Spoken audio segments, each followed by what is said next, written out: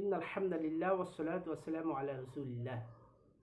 বিসমিল্লাহির রহমানির রহিম। সম্মানিত দর্শক মণ্ডলী, আজকে আমি আপনাদের সম্মুখে অত্যন্ত জরুরি একটি মাসালা নিয়ে এসেছি। সামনে রমজানুল মুবারক, পবিত্র মাহে রমজান। এই মাহে রমজান কবে হবে এটার নির্দিষ্টভাবে বলা ঠিক হবে না, যেহেতু আরবি মাস চাঁদ দেখার পরে নির্ভরশীল, তাই নির্দিষ্টভাবে বলা সম্ভব হচ্ছে না। তবে আগামী শনিবার অথবা রবিবার পহেলা রমজান হতে পারে। আজকের ভিডিওর মাধ্যমে আমি জানাতে চাচ্ছি যে আমরা সকলে রোজা রাখি, কিন্তু রোজা কাকে বলে এটা হয়তো বা অনেকেই জানি না। দেখেন, শরিয়াতের পরিভাষায় রোজা কাকে বলে? রোজা বলা হয় শবে সাদেকের থেকে নিয়ে সূর্য অস্ত যাওয়া পর্যন্ত পানাহার এবং যৌন তৃপ্তি থেকে বেঁচে থাকার নাম হলো রোজা।